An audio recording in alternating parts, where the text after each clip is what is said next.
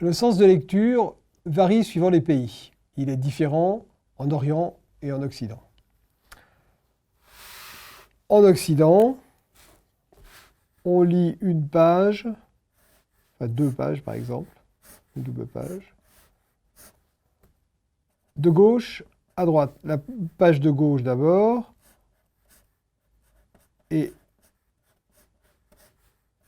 voici par exemple quelques cases. On va lire la première case, ensuite on va descendre, et ensuite comme ça, et ainsi de suite. De haut en bas, et de gauche à droite. On continue sur la page suivante,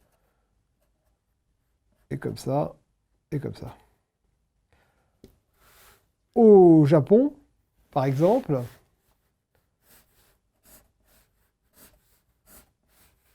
c'est le contraire. On a la page de droite, et on va lire de droite à gauche,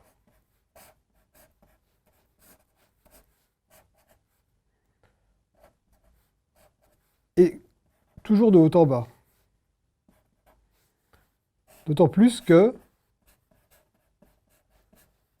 Et ensuite la page de gauche, toc, comme ça et comme ça. Et comme ça. D'autant plus que les textes en japonais original sont dans le sens vertical. Une traduction de certains mangas en français est encore plus curieuse parce que on va avoir notre texte, notre sens de lecture comme ça, mais par exemple à l'intérieur des bulles, le texte se lira comme ça. Ça, c'est vraiment un mix entre les deux. Un exemple bien connu du manga japonais, c'est Naruto, par exemple. Et voilà un original de Naruto. Donc, on lit, on commence par la page de droite, ensuite on lit cette case, puis celle-ci, puis celle-ci, puis celle-ci, puis celle-ci, puis celle-ci, puis celle-ci, ainsi de suite.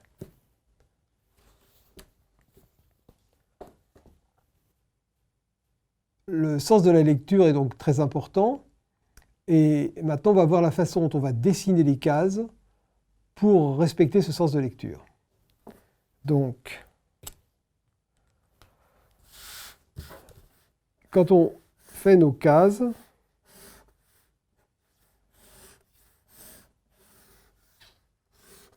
il faut qu'il n'y ait pas d'ambiguïté dans le sens de lecture. Un cas où il peut y avoir une ambiguïté, c'est ça, par exemple.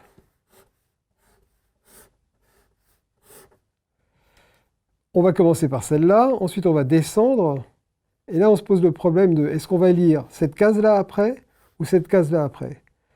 Donc, je vous déconseille ce genre de truc parce que on pourrait mettre des flèches, mais ça, c'est pas très joli, quoi. Donc, on essaye de se débrouiller autrement. On peut faire ça, il n'y a aucun problème. Une case tout en hauteur, là, par exemple, comme ça. Même on peut subdiviser et avoir 2 cases très très fines. Puis ensuite comme ça. Donc, on va lire de haut en bas et de gauche à droite toujours. Si vraiment on voulait avoir cet exemple de 2 cases, dans l'autre sens, ça ne pose pas de problème. Par exemple, comme ça et comme ça. Là, il n'y a pas de problème. 1, 2, 3, 4, 5. Un cas particulier de la découpe en cases, c'est le cas du polyptyque.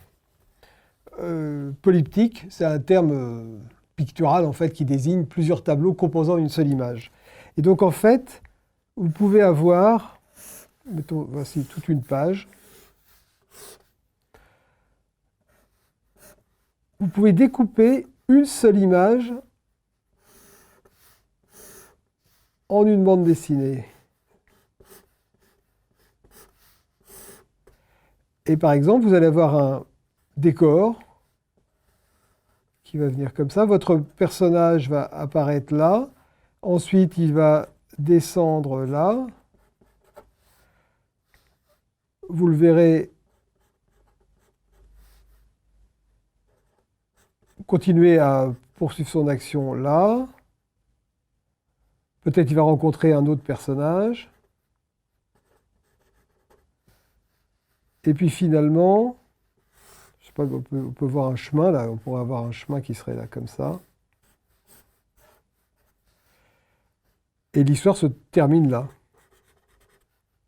Et tout ça, toute cette page est une seule image. Voilà.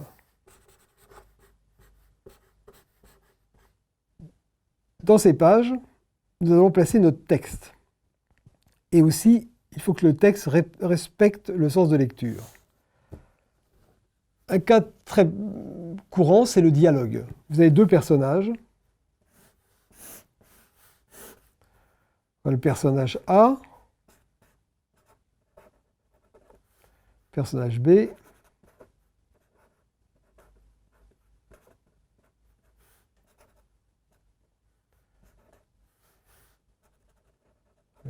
ça serait moche. Voilà. Donc, pas de problème, le premier cas, c'est le personnage de gauche qui parle. Comment ça va?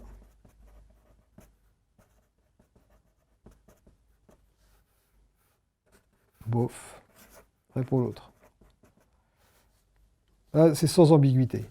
Imaginons que ce soit le personnage de droite qui parle le premier et qui dise comment ça va.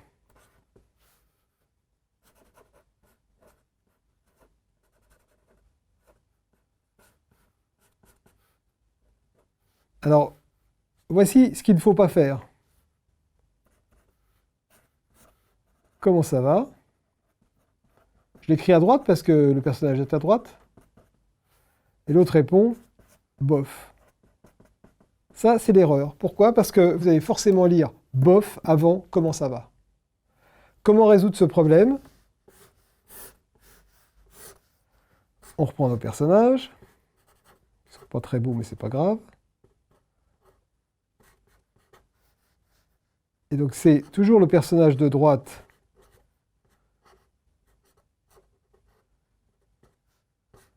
qui parle en premier.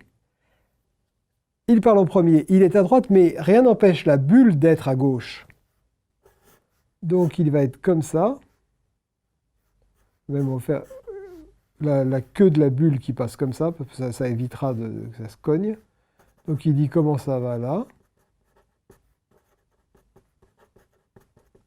Et l'autre lui répond bof.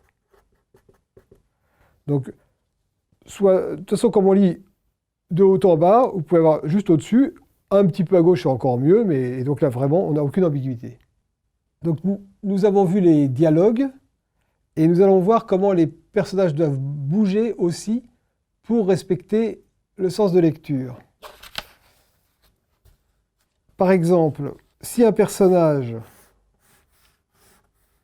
je vais prendre le cas d'un strip comme ça, un personnage entre dans une pièce, à la porte là,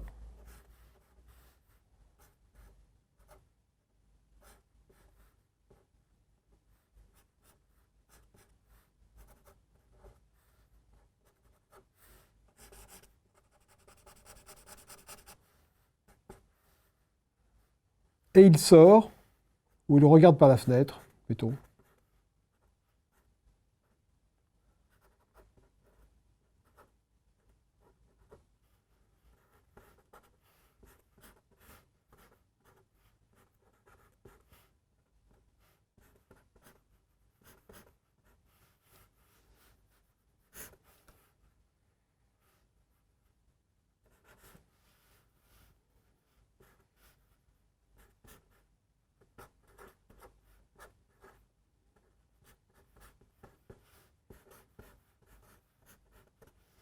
S'il doit repartir, sortir de la pièce, il doit vraiment, à ce moment-là, repartir dans le sens contraire, quoi. Parce que votre œil a construit un espace avec la fenêtre à droite et la porte à gauche. Et donc il doit retourner vers la gauche pour sortir. De la même façon, quand on a un dialogue, il faut que les personnages restent à leur place. Ça s'appelle la règle des 180 degrés. Si vous avez ce personnage,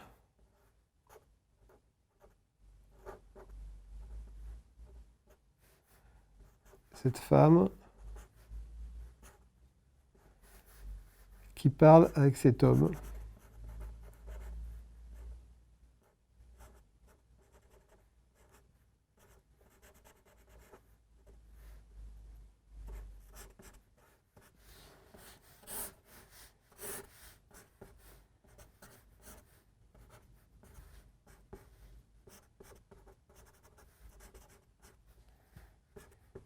Vous pouvez changer d'angle, par exemple. Par exemple, les montrer en pied.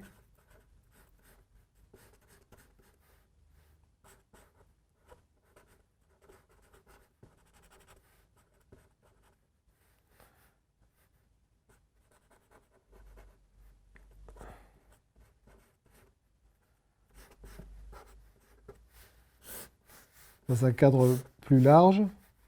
Vous voyez qu'ils sont dans une allée, je sais pas, comme ça. Même du dessus.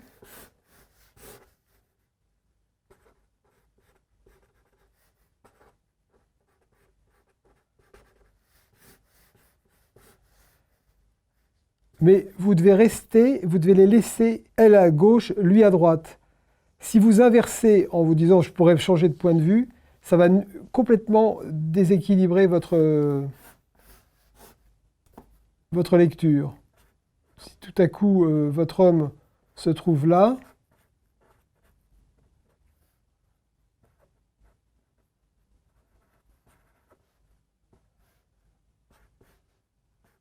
bon, encore là, il y a des repères très très nets, on pourrait les comprendre, mais c'est très déconseillé. Ça s'appelle, c'est le principe du cinéma, qui s'appelle la règle des 180 degrés. C'est-à-dire que notre caméra est placée là, et la caméra, c'est le lecteur, en fait. Et il suit comme ça. C'est-à-dire que si vous, d'un coup, vous changez la place des personnages, ça nuit à votre sens de lecture. Donc on voit que la bonne construction des cases et que la position des phylactères sont indispensables pour la compréhension du récit.